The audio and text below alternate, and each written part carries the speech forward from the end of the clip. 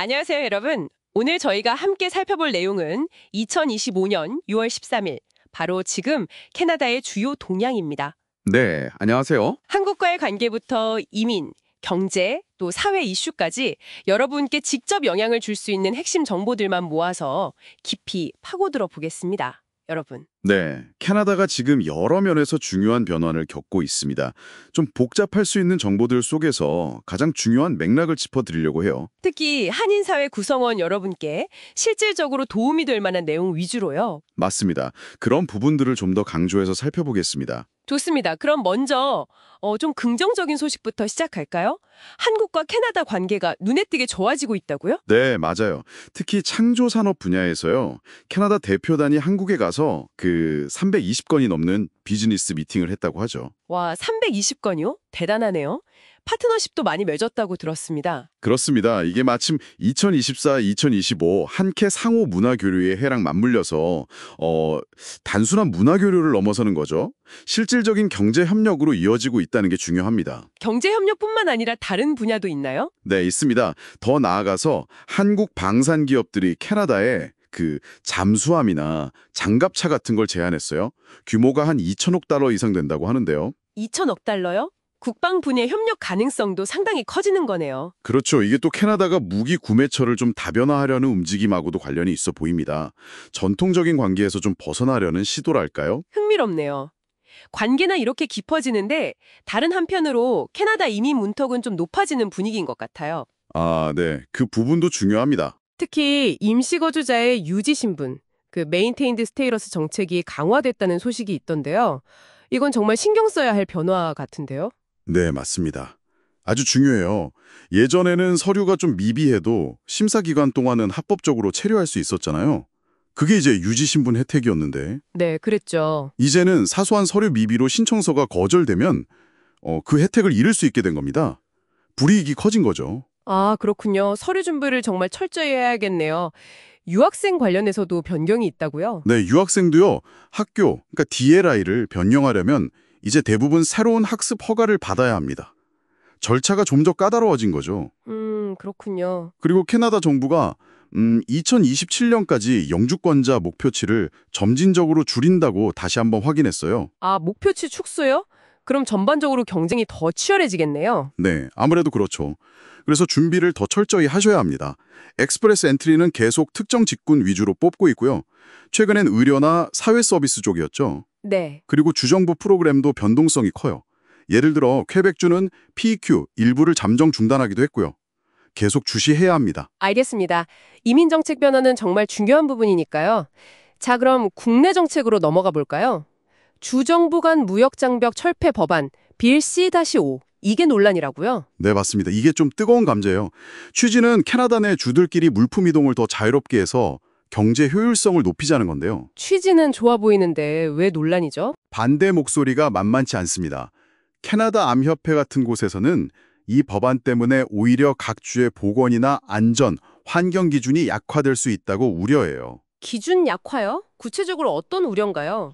예를 들어서 연방 차원에서는 금지된 성면 같은 유해 물질이 들어간 제품이 특정 주의 낮은 기준에 따라서 유통될 수도 있다는 거죠. 아, 그런 문제가 생길 수 있군요. 공중보건이나 환경보호가 뒷전으로 밀릴 수 있다는 거네요. 네, 바로 그 점입니다. 경제 활성화랑 공공안전 사이에서 균형점을 찾는 게 아주 중요한 과제가 된 거죠. 참 어려운 문제네요. 이런 국내 상황과 함께 국제관계도 신경 쓰고 있겠죠. G7 정상회의도 앞두고 있고요. 그렇죠. 특히 미국과의 관계 설정에 상당히 신중한 모습을 보이고 있습니다. 알겠습니다. 자, 이런 정책 환경 속에서 캐나다 경제 상황은 어떤가요? 어려운 시기라는 분석이 많던데요. 네, 현재 경제가 좀 녹록히만 않습니다. 실업률은 오르고 소비자 신뢰는 떨어졌고요. 물론 중앙은행이 금리를 이미 내리긴 했지만요. 네, 금리 인하 소식이 있었죠. 그럼 내년 전망은 좀 나아지나요? 2025년 GDP 성장률을 한 1.8% 정도로 예측하는데요. 소폭 개선되는 거죠. 근데 이게 캐나다 전체가 다 그런 건 아니에요. 지역별 편차가 좀 큽니다. 지역별 편차요? 어디가 좋고 어디가 좀 안 좋은가요? 뉴펀들랜드나 엘버타 같이 자원이 많은 주는 에너지 덕분에 2% 정도 성장할 걸로 보는데 온타리오나 퀘벡 같은 제조업 중심 지역은 무역 문제 같은 것 때문에 1.3% 정도로 좀 더딜 것 같아요. 그렇군요. 자원부국과 제조업 지역 간의 차이가 있네요. 근데 아까 실업률은 오른다고 하셨는데 임금은 계속 오르고 있다고요? 그건 좀 의외인데요. 네, 그게 좀 흥미로운 지점이에요. 실업률이 오르는데 임금 상승세는 꺾이지 않고 있거든요. 이게 아마 특정 분야의 인력난이라든지 아니면 인플레이션에 대한 기대 심리 같은 게 복합적으로 작용한 결과로 보입니다. 아하, 그렇군요. 복합적인 요인이 있군요. 주택 시장은 어떤가요? 금리 인하 영향이 좀 있나요? 주택시장은 중앙은행이 금리를 내렸음에도 불구하고 여전히 좀 불안정합니다.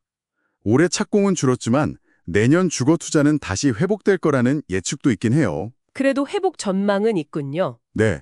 하지만 높은 집값이나 공급 부족 문제는 당분간 계속될 가능성이 큽니다. 이게 쉽게 해결될 문제는 아니에요. 역시 주택 문제는 계속되는군요. 알겠습니다. 그럼 마지막으로 주요 사회나 지역 소식들도 좀 짚어볼까요? BC주 산불 소식이 계속 들리던데요? 네.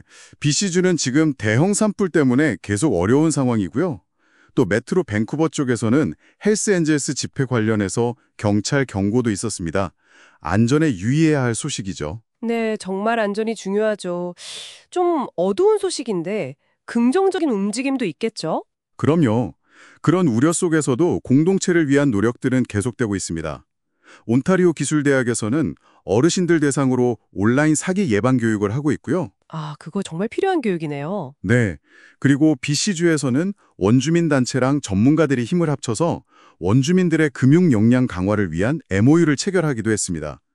캐나다 사회의 포용성이나 안전망을 강화하려는 노력들이죠. 좋은 소식이네요.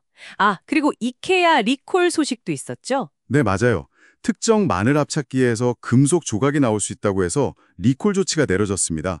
혹시 해당 제품 가지고 계신 분들은 한번 확인해 보시는 게 좋겠습니다. 네, 꼭 확인해 보시기 바랍니다. 자, 오늘 정말 다양한 캐나다 소식들을 깊이 있게 다뤄봤습니다. 정리해보면 한국과의 관계는 점점 더 가까워지고 있는데 네, 그건 긍정적이죠. 반면에 이민 환경은 좀 더 까다로워지고 경제는 지역별로 차이를 보이면서 쉽지 않은 상황이고요. 정말 기회와 도전이 공존하는 복잡한 시기라는 생각이 드네요. 맞습니다. 변화가 워낙 빠르니까요. 계속해서 정책이나 경제 지표들을 꾸준히 지켜보면서 여러분 각자의 상황에 맞게 현명하게 계획을 세우시는 게 그 어느 때보다 중요할 것 같습니다. 네, 정말 그렇겠네요. 오늘 저희가 나눈 이야기들이 여러분께서 현재 캐나다 상황을 좀 입체적으로 이해하시고 또 미래를 준비하시는데 조금이나마 도움이 되었기를 바랍니다. 네. 오늘 짚어본 여러 요인들, 강화된 한캐 관계나 변화하는 이민 환경, 또 지역별 경제 성장률 차이, 국내 정책 방향 같은 것들이 앞으로 여러분 각자의 삶에 어떤 영향을 미칠지 한번 차분히 생각해 보시면 좋겠습니다. 다음 시간에 더 유익한 내용으로 찾아뵙겠습니다. 여러분 감사합니다. 감사합니다.